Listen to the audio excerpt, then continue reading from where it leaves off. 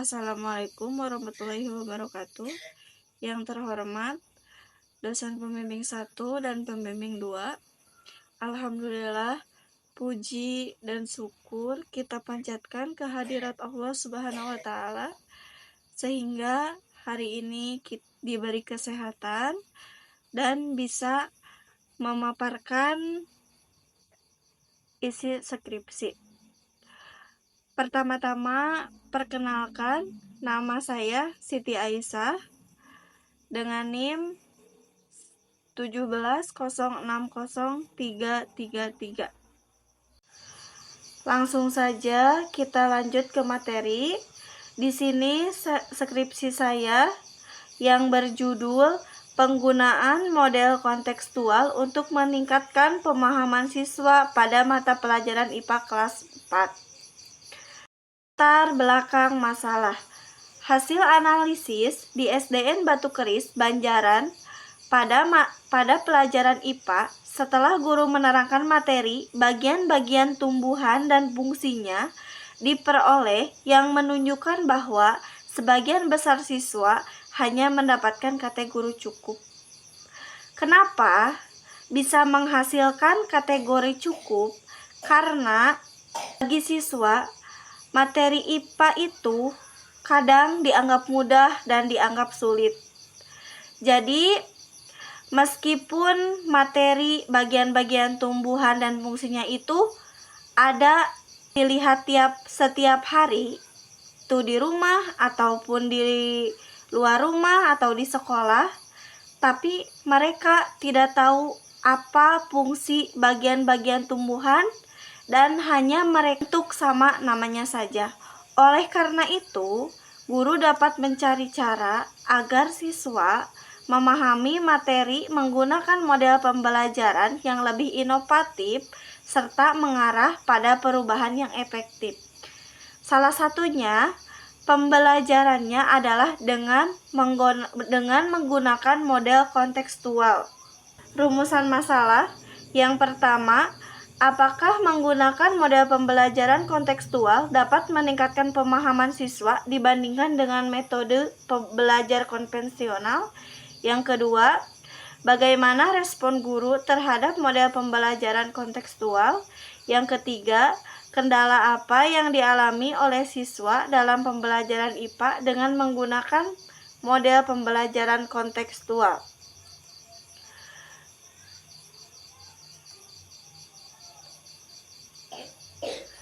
Selanjutnya, tujuan penelitian. Yang pertama, mengetahui penggunaan model pembelajaran kontekstual lebih baik untuk meningkatkan pemahaman siswa dibandingkan dengan metode pembelajaran konvensional. Yang kedua, mengetahui bagaimana respon guru terhadap penggunaan metode pembelajaran kontekstual.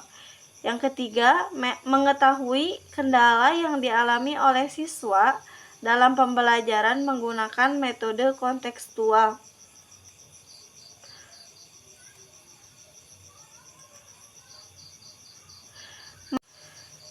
Selanjutnya, manfaat penelitian bagi yang pertama, bagi lembaga, yaitu memberikan kontribusi yang baik dalam meningkatkan kinerja guru, kualitas pembelajaran, mutu sekolah, dan lulusan yang merupakan sebuah standar kebiasaan untuk menunjukkan kualitas sekolah tersebut.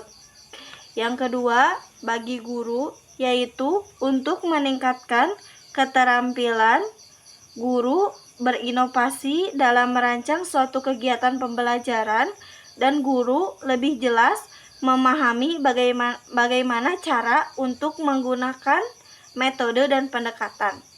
Yang ketiga, bagi siswa, yaitu untuk menumbuhkan kreativitas dan pemahaman siswa dengan menggunakan metode kontekstual untuk meningkatkan keaktifan siswa dalam pembelajaran IPA.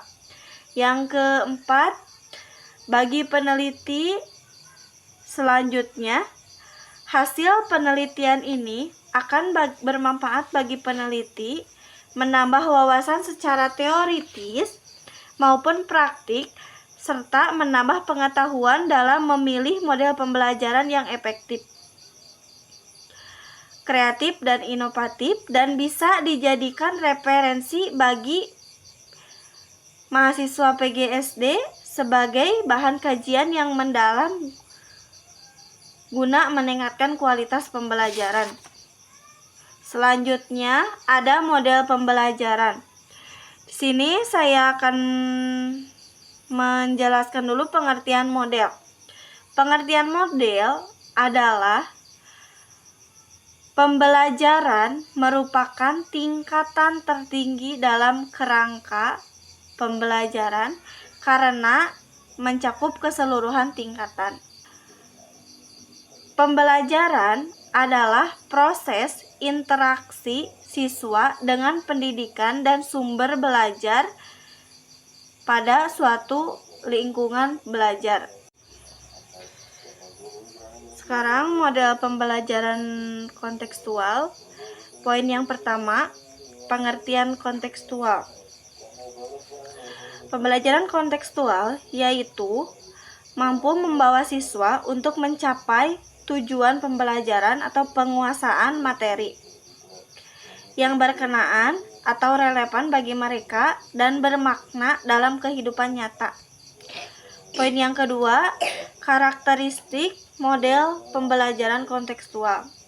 Model pembelajaran kontekstual adalah pendekatan belajar yang menekankan pada keterkaitan antara materi pembelajaran dengan dunia kehidupan nyata peserta didik, sehingga peserta didik mampu menerapkan kompetensi dasar belajar dalam kehidupan sehari-hari. Mahdi dan Yusrijal 2018. Poin yang ketiga, langkah-langkah model kontekstual. Menurut Rustinah 2020, langkah-langkah model pembelajaran kontekstual diantaranya mengembangkan pemikiran bahwa peserta didik akan melakukan kegiatan belajar lebih bermakna dengan cara bekerja sendiri, menemukan sendiri, dan mengkonstruksi diri sendiri pengetahuan dan keterampilan barunya. Yang keempat, kelebihan model kontekstual. Menurut Hulaimi 2019, kelebihan model kontekstual diantaranya: yang pertama, pembelajaran menjadi lebih bermakna dan nyata. Artinya, peserta didik dituntut untuk mengaitkan antara pengalaman belajar dengan kehidupan yang nyata. Yang kedua, pembelajaran lebih produktif dan mampu menumbuhkan penguatan konsep kepada peserta didik karena metode pembelajaran model kontekstual dituntut untuk menemukan pengetahuan sendiri. Selanjutnya, yang kelima, kekurangan model kontekstual. Dalam kekurangan model kontekstual, menurut Hulaimi 2019, yang pertama, jika guru tidak dapat mengendalikan kelas, maka akan menciptakan kondisi kelas kurang produktif. Yang kedua, kondisi kelas atau sekolah tidak menunjang pembelajarannya. Pemahaman siswa. Pengertian pemahaman siswa. Pemahaman adalah kemampuan seseorang untuk mengerti atau memahami sesuatu setelah diketahui dan diingat. Indikatornya, menurut Skim, tingkat pemahaman terdapat 2 tahap, instructional understanding dan relational understanding. Pembelajaran IPA, diantaranya pembelajaran IPA ada pengertian pembelajaran IPA. IPA adalah ilmu pengetahuan yang mempelajari tentang peristiwa-peristiwa yang terjadi pada alam. Yang kedua, tujuan pembelajaran IPA adalah sebagai memahami alam sekitar, memiliki keterampilan untuk mendapatkan ilmu berupa keterampilan proses atau metode ilmiah, memiliki sifat ilmiah di dalam mengenal alam sekitar dan memecahkan masalah yang dihadapinya. Sulistiorini 2017. Yang selanjutnya, fungsi pembelajaran IPA. Menurut Sri Sulistiorini 2017, adapun fungsi pembelajaran IPA diantaranya makhluk hidup dan proses kehidupan, yaitu manusia, hewan, tumbuhan, dan interaksinya dengan lingkungan, serta kesehatan. Benda atau materi, sifat-sifat dan kegunaannya meliputi cair, padat, gas. Energi dan perubahannya meliputi gaya, bunyi, panas, magnet, listrik, cahaya, dan pesawat sederhana. Bumi dan alam semesta meliputi tanah, bumi, tata surya, benda-benda langit, dan lainnya. Yang selanjutnya, ruang lingkup pembelajaran. Yang kelima, materi pembelajaran IPA, bagian-bagian tumbuhan, diantaranya menjelaskan tentang akar, batang, daun, bunga, dan buah. Yang selanjutnya, metode penelitian.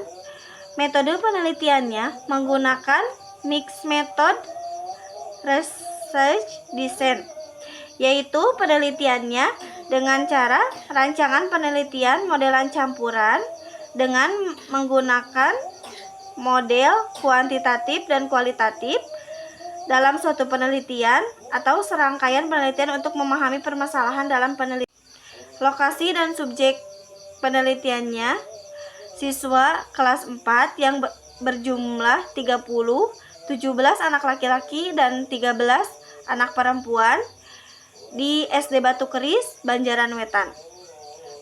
Prosedur pengolahan datanya data kuantitatif dan kualitatif. Prosedur penelitiannya ada tahap persiapan, pelaksanaan, dan evaluasi. Untuk instrumen penelitiannya observasi di SD Batu Keris, wawancara ke guru sama siswa, angket, dan tes. Untuk tesnya melalui tes pre-test dan post-test. Hasil penelitian dan pembahasan. Yang pertama, menggunakan model pembelajaran kontekstual dapat meningkatkan pemahaman siswa dibandingkan dengan metode pembelajaran konvensional. Yang kedua, respon guru terhadap model pembelajaran kontekstual. Yang ketiga, kendala siswa dalam pembelajaran IPA dengan menggunakan model kontekstual.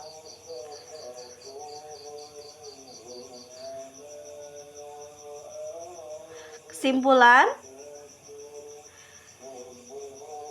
siswa yang belajar menggunakan model pembelajaran kontekstual memiliki skor pemahaman lebih tertinggi dibandingkan dengan siswa yang belajar menggunakan metode konvensional. Aktivitas siswa dalam pembelajaran kontekstual peningkatannya dengan kategori B, yaitu baik. Kendala mendasar yang masih dialami oleh siswa adalah penyesuaian diri siswa atau adaptasi siswa dari pembelajaran model konvensional menjadi pembelajaran kontekstual.